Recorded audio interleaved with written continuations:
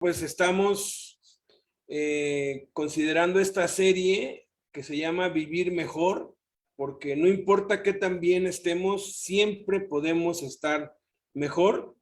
Y en esta vida o vamos hacia arriba o vamos hacia abajo, no hay un punto medio. Entonces es mejor entenderlo y encaminarnos hacia arriba, que es lo que va a ser la diferencia entre el éxito y el fracaso en la vida y en las relaciones, en el matrimonio, en la escuela, en el trabajo, en la familia, etcétera.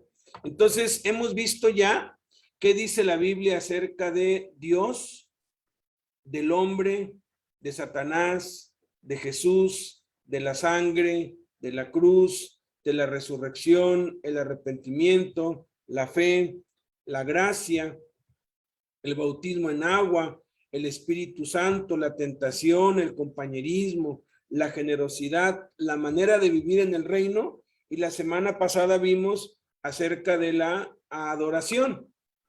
Antes del tema de hoy, que es la oración, que nos lo van a compartir nuestros amados Miguel y Blanca Calvo desde allá, desde Metepec, Toluca, vamos a hacer un breve resumen de cómo nos ayuda a vivir mejor lo que la Biblia dice acerca de la tentación. Es un resumen nada más para ir teniendo frescos los conceptos que hemos aprendido.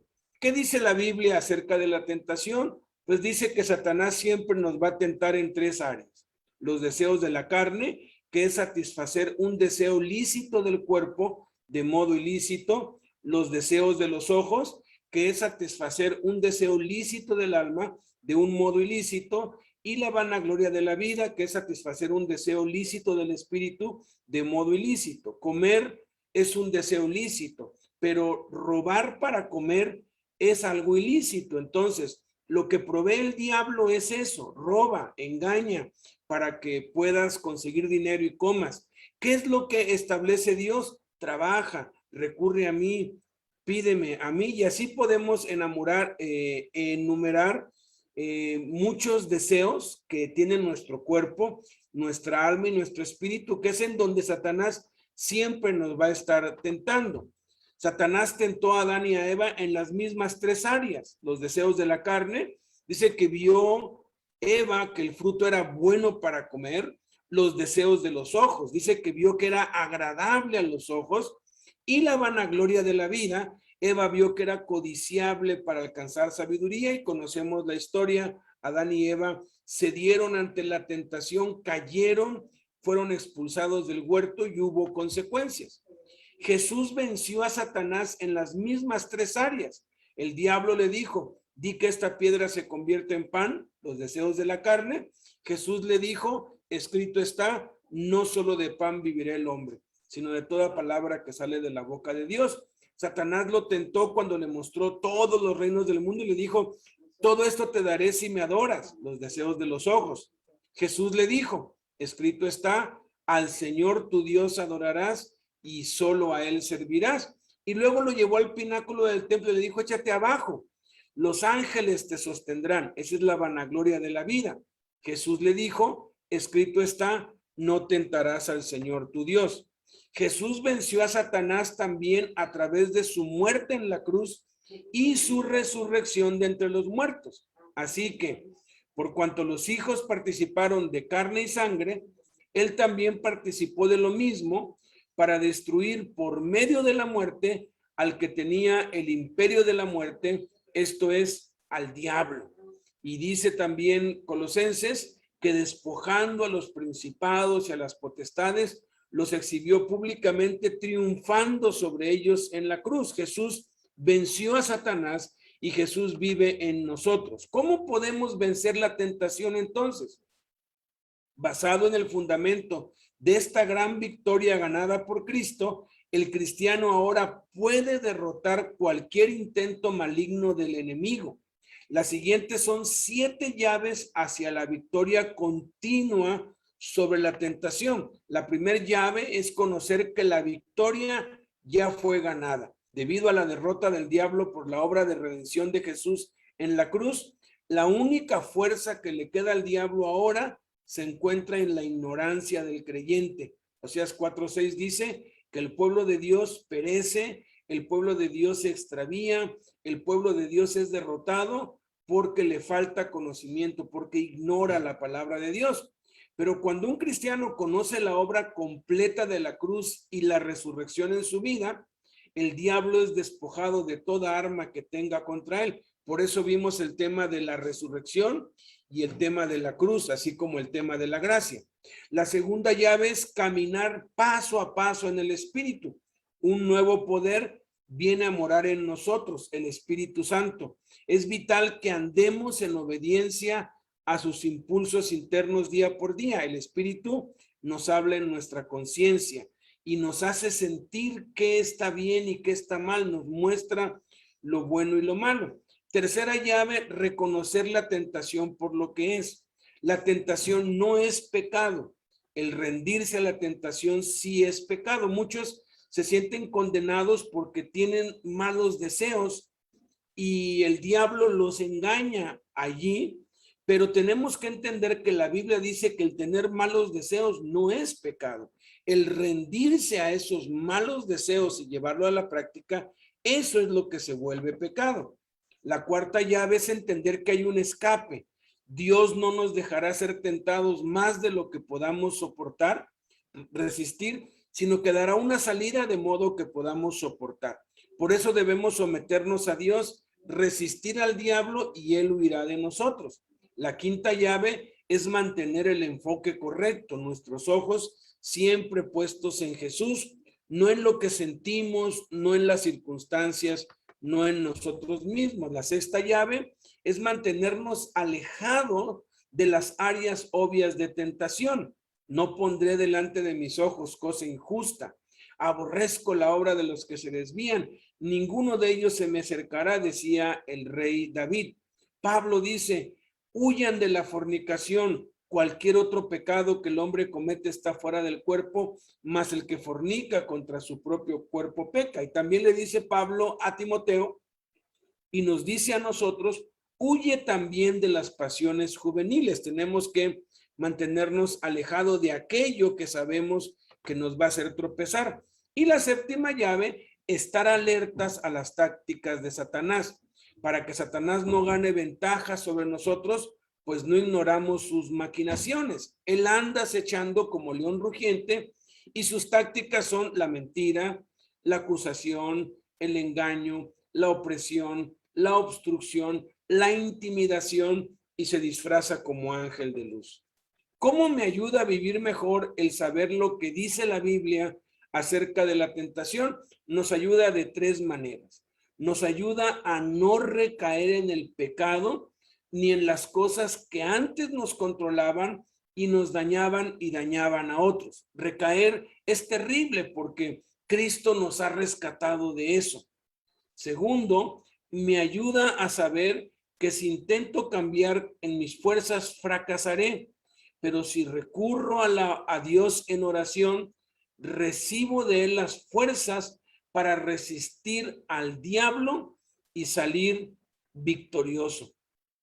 Y nos ayuda a vivir en victoria, a poder estar victoriosos delante de Dios y estar siempre con gozo, con el poder de Dios y vivir la vida en abundancia que Jesús prometió para nosotros. Ahora sí, adelante, Blanca y Miguel, por favor. Entonces, buenos días a todos.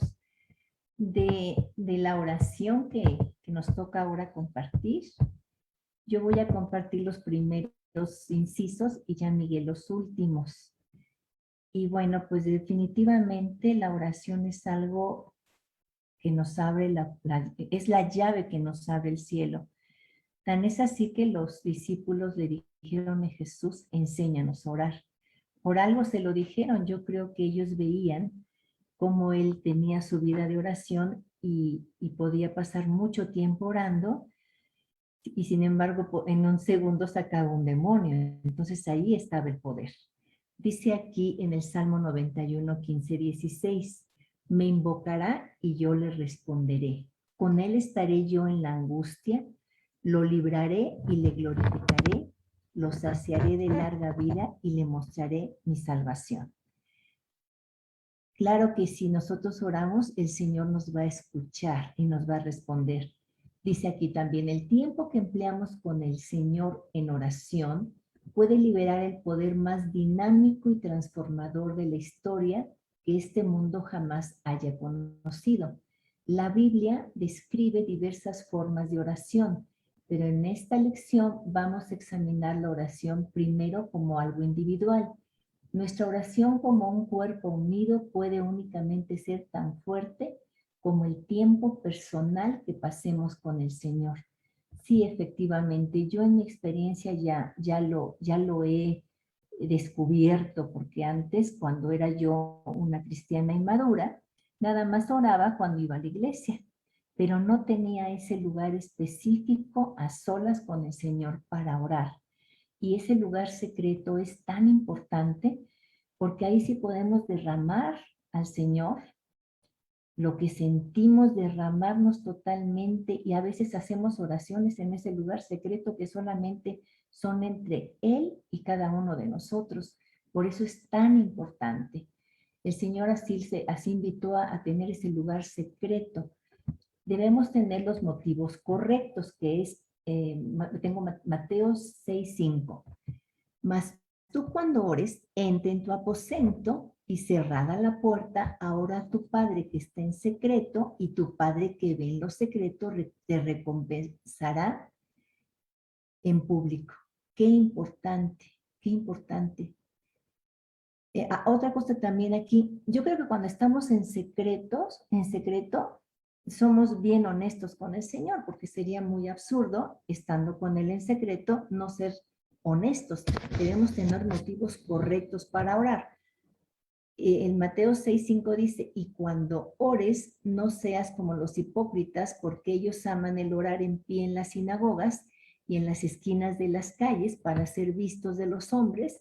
De cierto os digo que ya tienen su recompensa. Yo creo que en ese tiempo así hacían los fariseos, les gustaba que los viera la gente. Por eso tenemos que tener ese lugar secreto, es algo íntimo con el Señor. Ahí podemos, como lo dije, derramar nuestro corazón, hacer oraciones muy especiales, que solamente entre Dios y cada uno de nosotros. Y bueno, también es muy importante la oración en conjunto. Ahora dice, las relaciones correctas con Dios como Padre. Lucas 11-13. ¿Qué padre de vosotros, si su hijo le pide pan, le dará una piedra? O si pescado, en lugar de pescado, le dará una serpiente? O si le pide un huevo, le dará un escorpión. Pues si vosotros, siendo malos, sabéis dar buenas dádivas a vuestros hijos, ¿qué no sé? Más. Bueno, falta ahí ¿cómo nuestro Padre Celestial no nos va a dar lo que le pedimos? Por supuesto que sí. Tener esa confianza en el Señor, esa verdadera confianza. ¿Cómo vamos a llegar a hacer una petición en oración cuando no tenemos confianza en el Señor? Y tenemos que tener confianza y fe de lo que le estamos pidiendo. Salmo 55, 16, 17. En cuanto a mí, a Dios clamaré, y Jehová me salvará. Tarde y mañana y a mediodía oraré y clamaré, y Él oirá mi voz. Sí, confianza. A veces si yo hago algunas oraciones que he esperado muchos años, pero yo creo que Él tiene sus tiempos. Uno tiene que, siempre el Señor nos va a responder. En el tiempo que yo he estado con el Señor, jamás me ha decepcionado. Él tiene sus tiempos, pero responde. A veces nos tenemos que esperar un poquito, pero nunca, o si no, a veces es no porque no estamos pidiendo como debemos, pero yo sí le tengo mucha confianza al Señor y hago mis oraciones, yo cumplo con eso y será su voluntad. A veces tenemos que esperar también su voluntad y esperar que Él nos indique sus tiempos. Ahora aquí también hay un versículo que es Marcos 7:6-7, que sí es un tiempo, cuando el Señor andaba en el mundo, que les dijo, dice, respondiendo, Él les dijo a los fariseos: hipócritas, bien profetizó de vosotros Isaías, como está escrito: este pueblo de labios me honra, mas su corazón está lejos de mí, pues en vano me honran, enseñando como doctrinas mandamientos de hombres. Aquí pusiste, Alberto, estaba la dispersión de asuntos falsos. Yo no entendía mucho eso y bueno, es que tenemos que ser honestos. A veces, no sé, podrías hacer alguna oración para que te oigan o para impresionar a otros, pero por supuesto que Dios no puede ser engañado, entonces tenemos que tener congruencia en nuestras oraciones. Y bueno, voy a leer otros versículos que me parecieron súper hermosos para poder entender más la oración. Primeramente, las oraciones de adoración.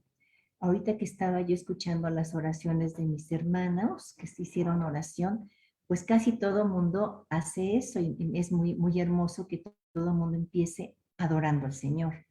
Primero, diciéndole a Él lo que Él es para nosotros, reconociendo su magnificencia. Voy a leer este Salmo 34, 1, 4. Bendeciré a Jehová en todo tiempo.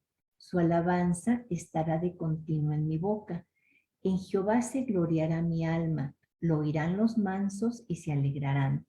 Engrandeced a Jehová conmigo y exaltemos aún a su nombre. Busqué a Jehová y él me oyó y me libró de todos mis temores. Es una hermosa oración de alabanza, de confianza al Señor. Después la confesión. Yo es cuando más le confieso al Señor en ese lugar íntimo todo lo que yo considero que no estoy haciendo bien, que me ayude. A ver qué dice este salmo, y además con la confianza de lo que dice este salmo, primera de Juan 1:9. Si confesamos nuestros pecados, Él es fiel y justo para perdonar nuestros pecados y limpiarnos de toda maldad. Poco a poco el Señor nos va puliendo, pero sí tiene que haber confesión y arrepentimiento para que no sigamos tropezando con la misma piedra. Luego las peticiones. Ahí sí dice: pedid y se os dará, Mateo 7:7. Buscad y hallaréis, llamad y se os abrirá. O sea, qué maravilloso este versículo, es precioso.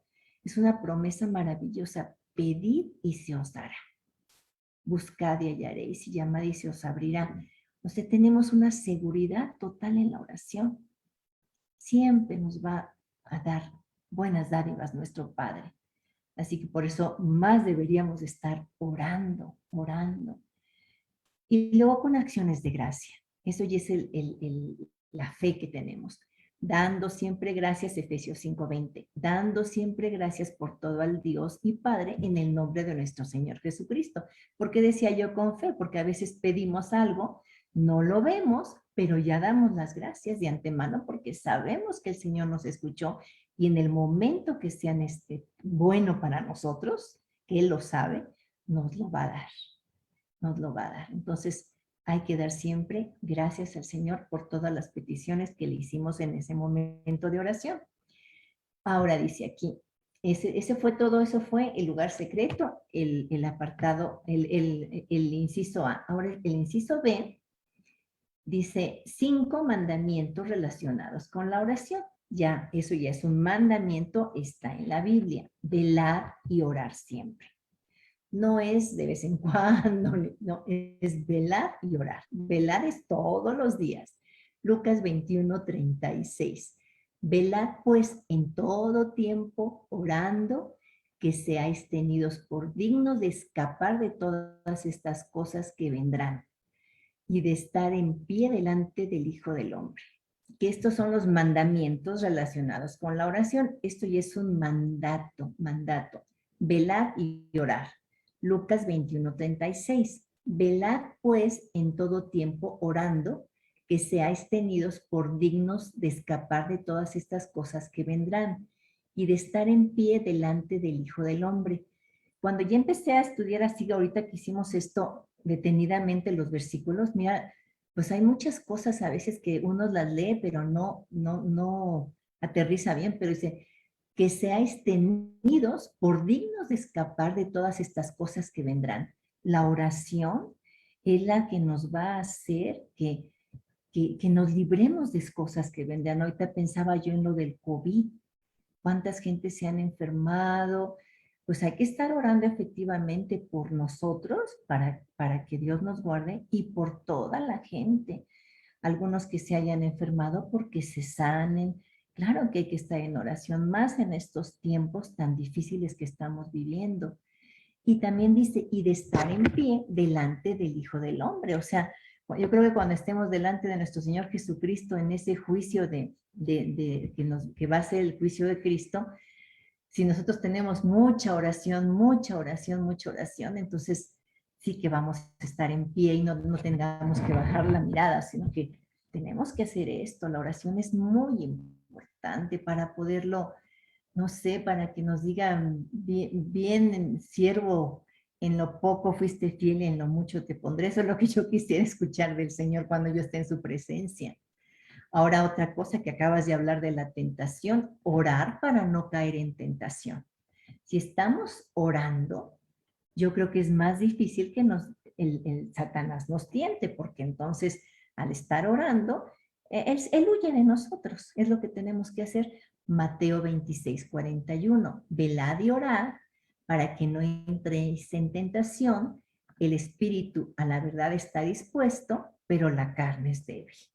Entonces, en oración, nuestro espíritu se fortalece. Hay que menguar la carne para no entrar en tentación y no cometer pecado, como tú decías, regresar a lo mismo de lo que ya salimos. Orar por los obreros. Sí, es muy importante orar por la iglesia, por los obreros, por todas las personas que trabajan para la obra del Señor, apoyarlos en oración. Ellos necesitan mucha oración porque sí creo que es donde más ataca Satanás. Lucas 10:2, y les decía, la mies a la verdad es mucha, mas los obreros pocos. Por tanto, rogar al Señor de la mies que envíe obreros a su mies. Claro que se requiere mucho de nuestros líderes. Ellos pues tienen vidas a veces con mucho trabajo, con dificultades, con peligros, con necesidad. Si nosotros no estamos ahora sí que en la primera línea de batalla que son los obreros, por lo menos sostenerlos en oración. Por eso sí, en cada oración diaria que hagamos, tenemos que orar por la iglesia y por todos los que están trabajando para el Señor. Sostenerlos en oración. Por las autoridades, por los que están en autoridad. Pues sí, definitivamente las autoridades las pone el Señor.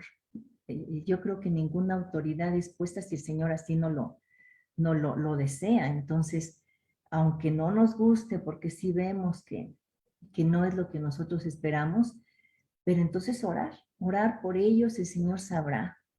Todos esos hombres que están en eminencia y que tienen poder y dinero, yo creo que a ellos más les va a pedir el Señor cuentas, porque y también a veces yo le pido al Señor que los cristianos lleguen a esos puestos para que hagan el bien.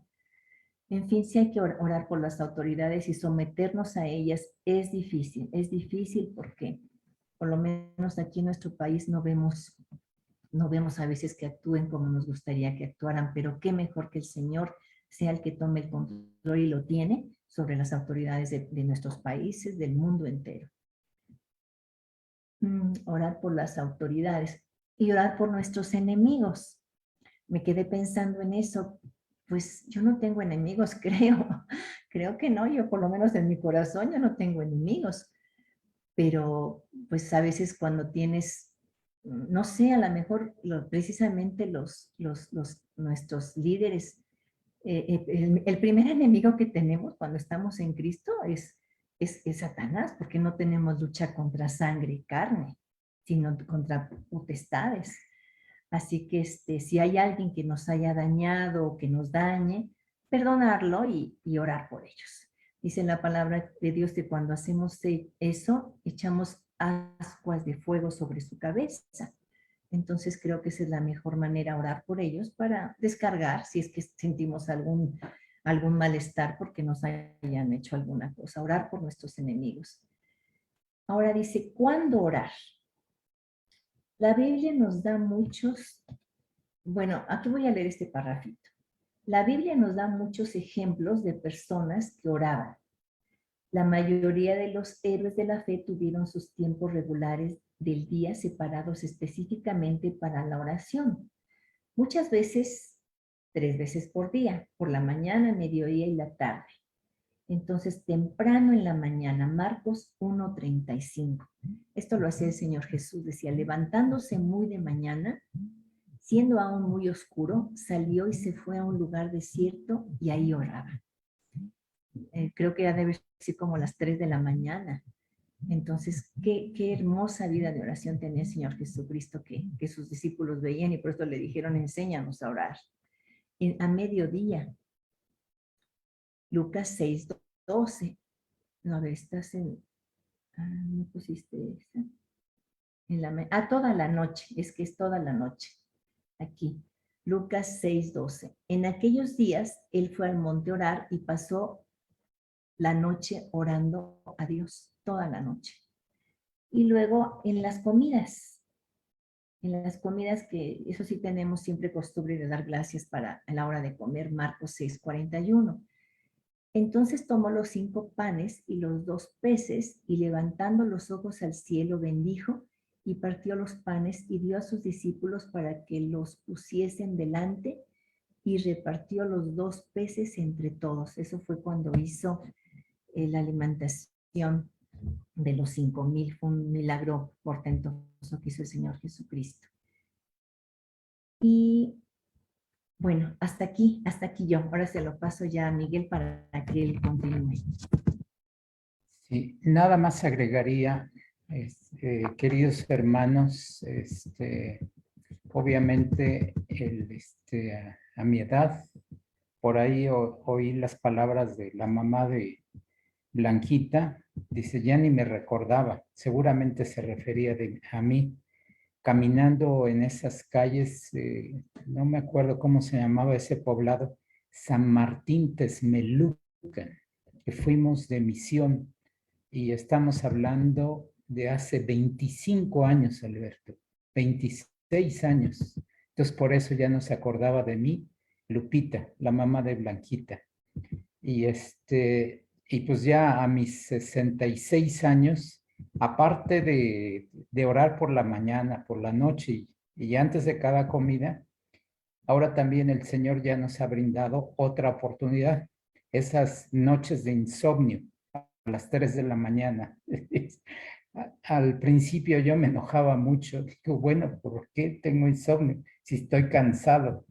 Y luego reflexioné, digo, pues no, yo no me voy a enojar porque la carne no quiere dormir, sino más bien ahora voy a aprovechar la oportunidad para orar y para repasar todos los versículos que me sé. Entonces, de verdad dice que los que aman a Dios, todas las cosas le ayudan a bien. Entonces, ¿cuándo orar? Cuando se te presente la oportunidad, hermano. Y dice, ¿por qué motivos orar? Dice, por nosotros mismos. No sé si recuerden o hayan leído esta oración. Dice, invocó Jabes al Dios de Israel diciendo, si me dieras bendición y ensancharas mi territorio, y si tu mano estuviera conmigo y me libraras del mal para que no me dañe, y le otorgó Dios lo que le pidió.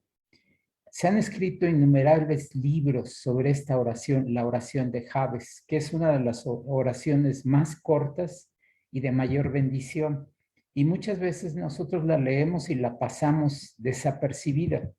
Y yo los invito, queridos hermanos, que no la leyéramos de una manera, digamos, un futuro hipotético, sino que verdaderamente le pidamos a Dios, Dios, te pido me des tu bendición, que ensanches mi territorio y que tu mano esté conmigo, porque tú me librarás del mal y para que nada me dañe, ¿sí? Entonces, somos coherederos juntamente con Cristo y que esa es la confianza que debemos de tener, que si pedimos algo conforme a su voluntad, Él nos los va a dar.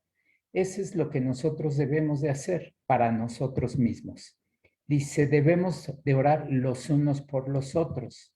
Dice en Santiago 5:16, que si confesamos nuestras ofensas unos a otros y oramos los unos por los otros para que seamos sanados.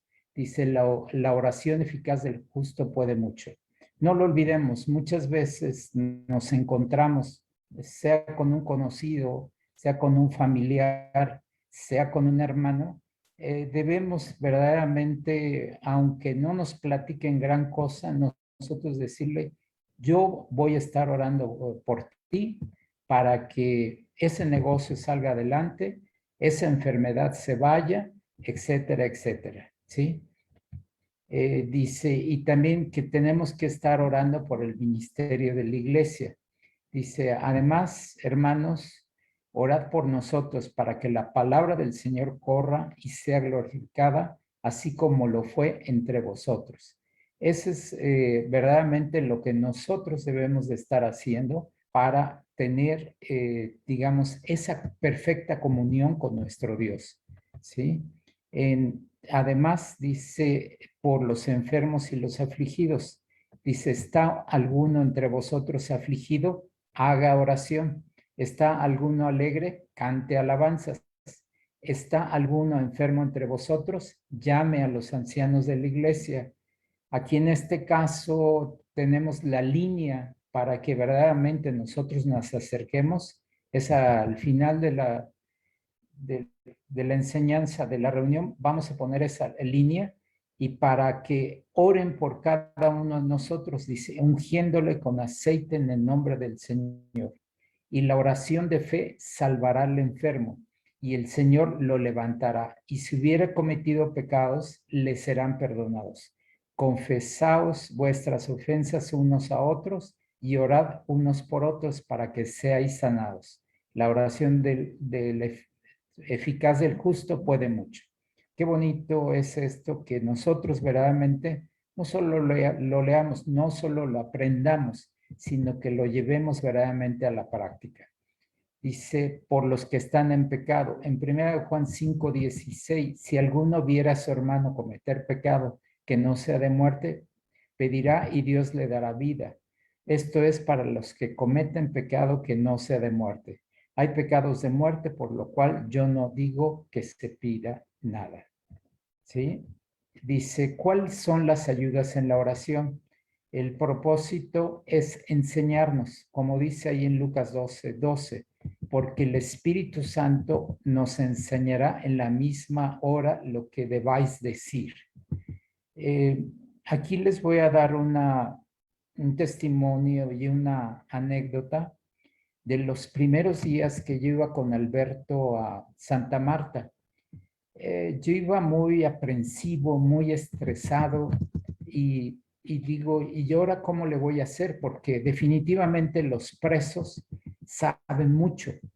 Estos hombres pues, estudian y meditan y se reúnen todos los días y verdaderamente son maestros o de gran nivel en la palabra.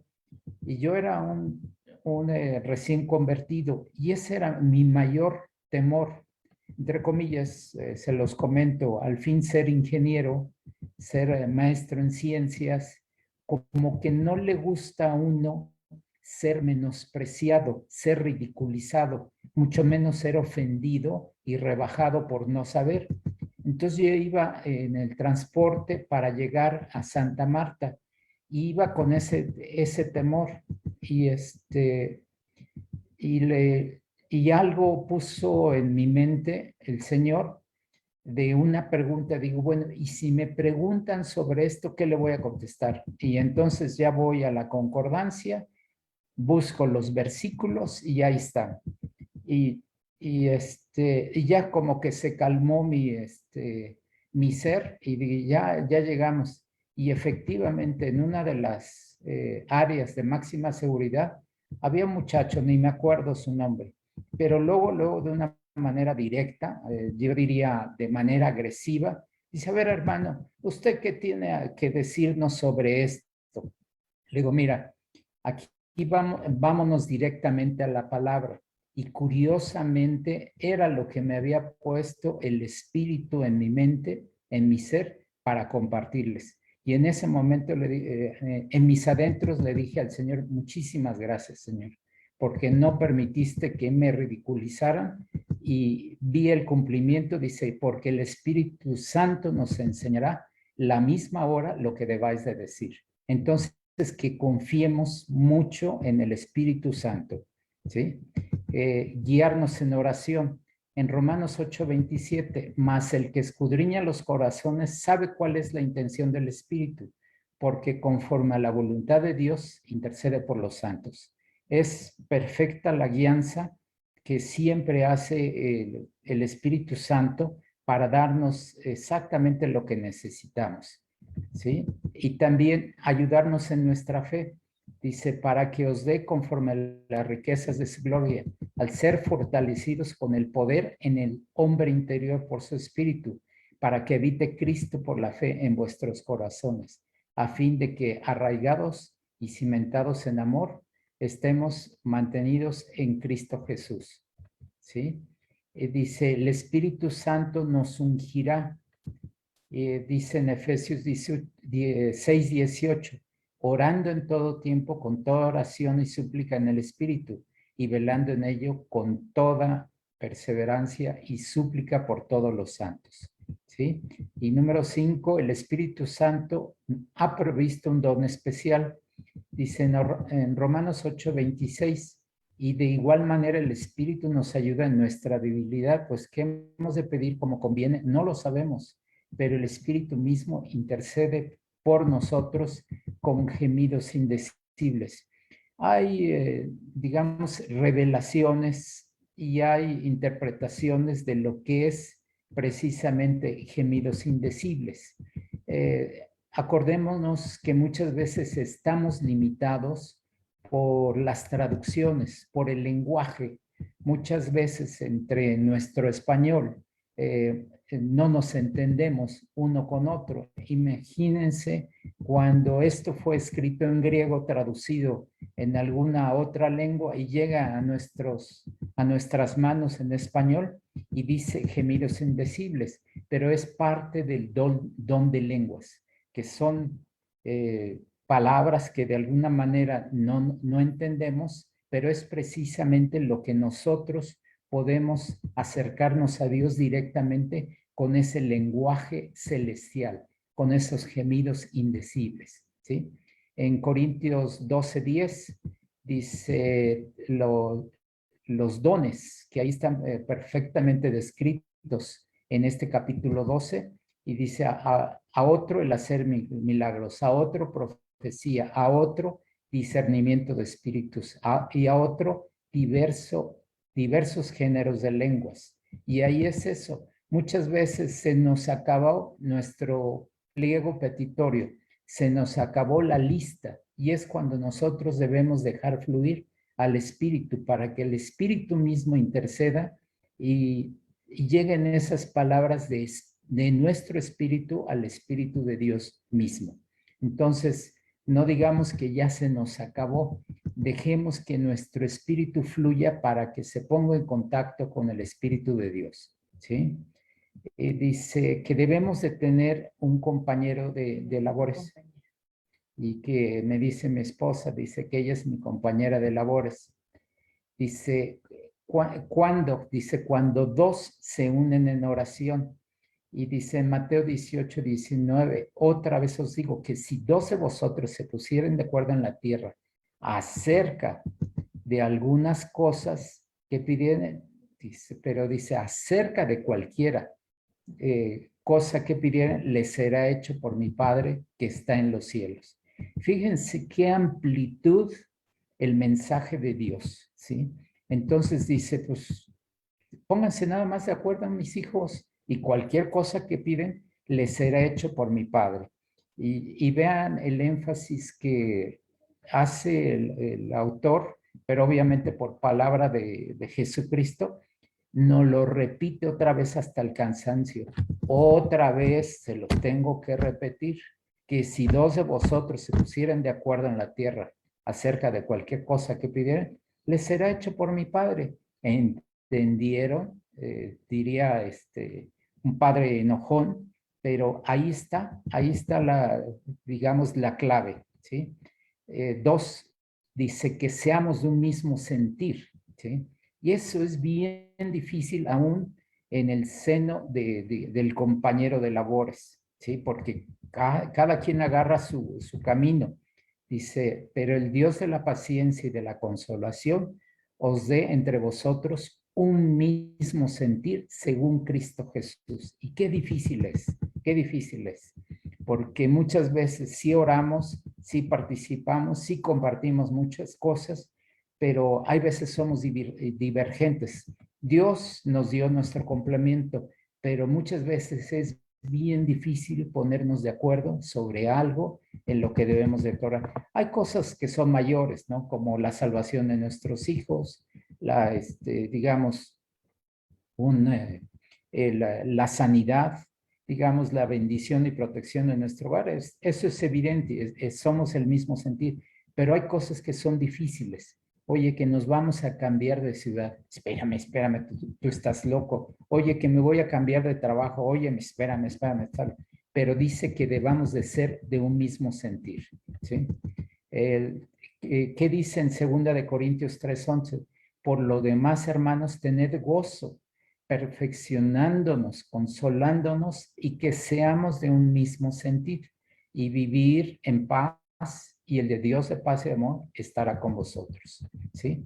Y en 1 Pedro 3:8, finalmente, sed todos de un mismo sentir, compasivos, amándonos fraternalmente, misericordiosos y amigables.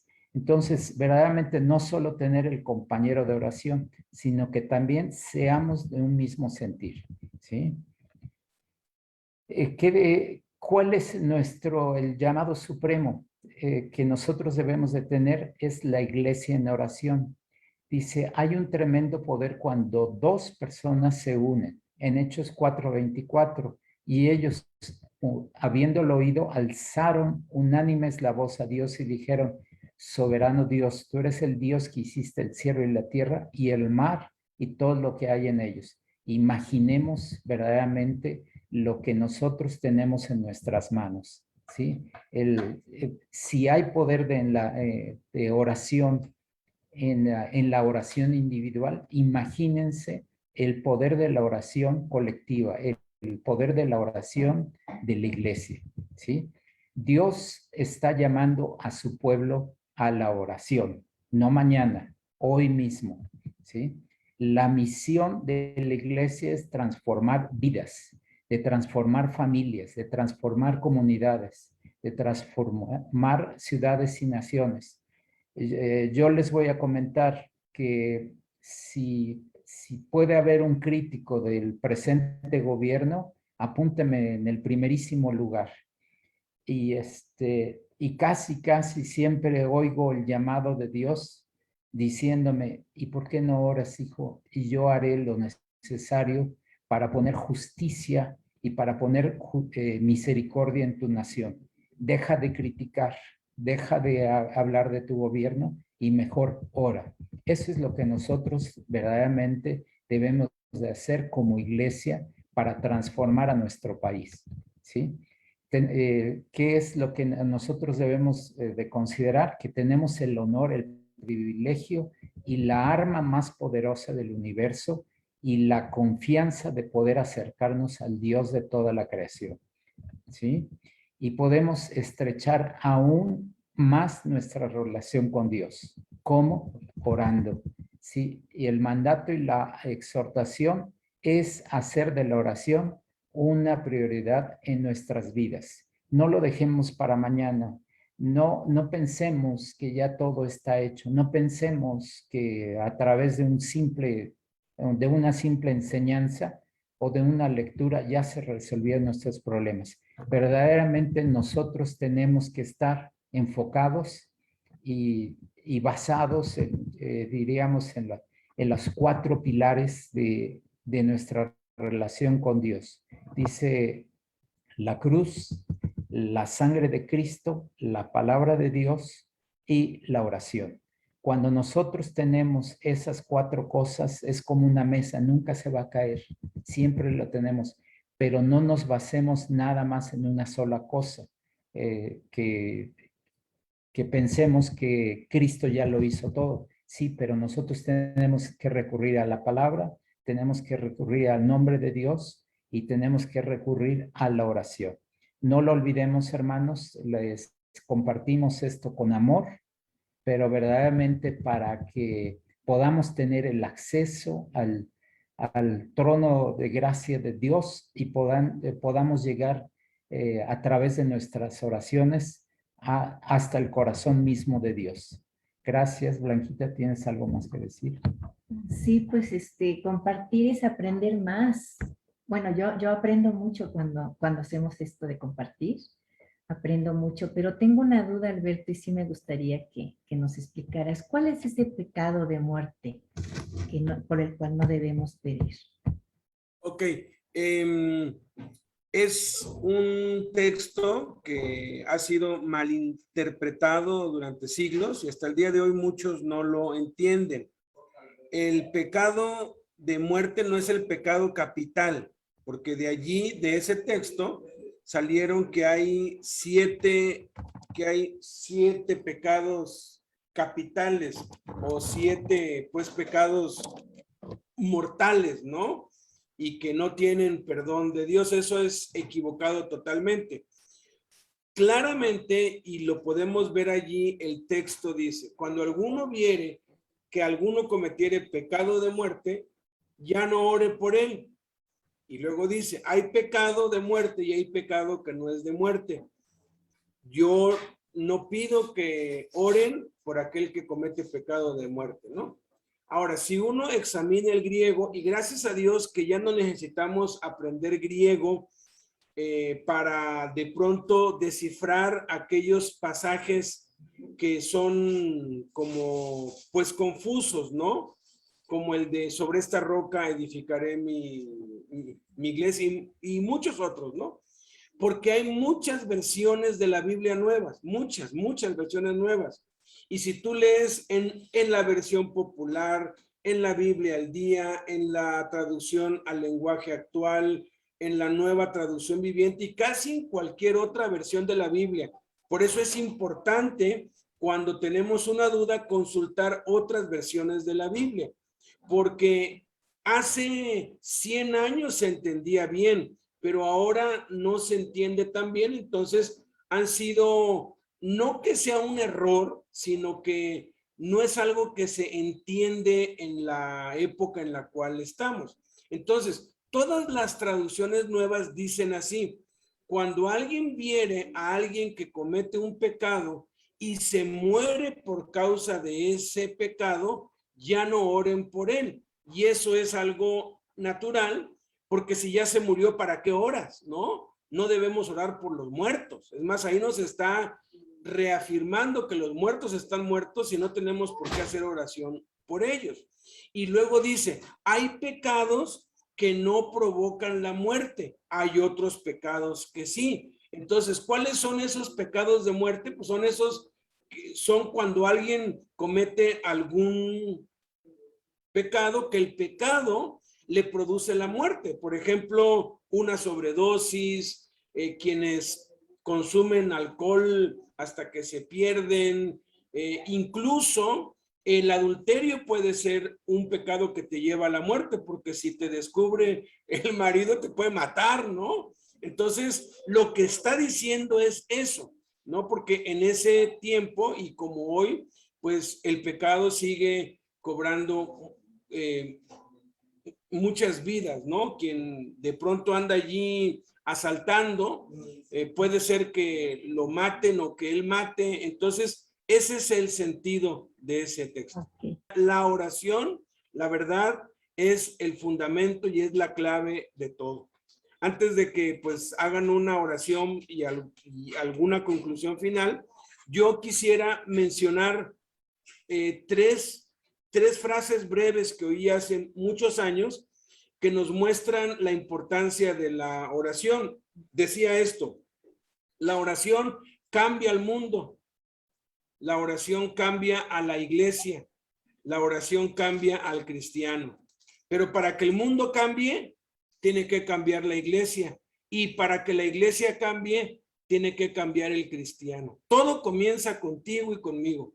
Todo comienza de rodillas. No son los partidos políticos, no es el capitalismo ni el socialismo, no es ningún régimen ni ningún sistema. Son las rodillas las que van a cambiarnos, y por consecuencia va a cambiar la iglesia, y por consecuencia la iglesia va a cambiar al mundo, porque la única esperanza del mundo es Jesús, y el cuerpo de Jesús se llama la iglesia. Entonces, pues, ¿alguna palabra final y que hagan una oración? Yo hago la oración final y sería así.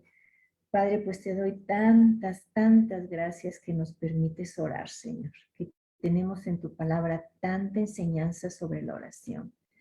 Podríamos estar todo el día orando, Señor, así como dice Alberto, de rodillas, y efectivamente cambiaríamos el mundo. Pero bueno, Señor, no permites que en los afanes que tenemos siempre afanar el trabajo, nos quite de orar, Señor, de estar contigo. Ese tiempo que estamos en intimidad contigo es lo que más nos hace sentir seguros, nos hace sentir confiados. Sabemos que todo está escrito, Señor, y que las cosas que van a pasar y que están escritas en tu palabra van a pasar. Yo lo único que te quiero ya pedir para cerrar en esta mañana, Señor hermosa, es que por los que más debemos orar son todos aquellos que no te conocen, Señor. Porque si todos te conociéramos, Señor, todos tendríamos una morada allí en el cielo que tú ya has ido a preparar para nosotros. Me da mucha tristeza cuando la gente no te reconoce, Padre. Y yo creo que en oraciones como podemos romper esas cadenas, esos muros, Señor, como los de Jericó, que no necesitaron ellos pelear, Señor, sino simplemente dieron vueltas como tú se los mandaste y los muros cayeron, Señor. Así tenemos que orar para que caigan los muros y todas las personas que no te conocen de nuestra familia, de nuestro entorno, que conocemos con nombre y apellido, Señor, vuelvan sus ojos a ti, Padre, que en ti está toda la maravilla, Señor, todo el gozo, toda la seguridad, toda la tranquilidad. Ya no tenemos que preocuparnos por nada, Padre. Simplemente ponernos bajo tus alas, Padre. ¿Cómo es que el mundo no te reconoce? Me desespero a veces en eso, Padre, pero yo sé que no tengo que hacerlo de esa manera, sino que tengo que pedírtelo en oración, Señor. Pedírtelo en oración para que la gente te reconozca, Padre, y la mayoría nos vayamos contigo para estar en esa eternidad mirando tu precioso rostro, Señor, y gozándonos en tu presencia. Eso te pido, Señor, y todos los que están aquí ahora escuchando en esta reunión, Señor, y que todavía no hayan hecho una decisión por ti, Padre, que la hagan, que ya no esperen más, que por qué se esperan si es tan hermoso tenerte en nuestro corazón, Señor, porque al recibir a Cristo, recibimos a tu Santo Espíritu que está dentro de nosotros, Señor, y somos templo de ese Espíritu maravilloso que nos da toda esa paz, todo ese amor, todo ese gozo, Señor, que nos enseña a vivir en armonía con nuestros semejantes, porque tenemos paciencia, tenemos amor por ellos, y también nos enseña a estar contigo de una manera más íntima por la fe, la templanza y la mansedumbre que nos das en ese fruto del Espíritu. Señor, muchas gracias por esta mañana, muchas gracias por todos los que están ahora aquí, Señor, y que vengan más y más y más y más gentes a tus pies, Señor, en el nombre de Cristo Jesús. Amén. Amén.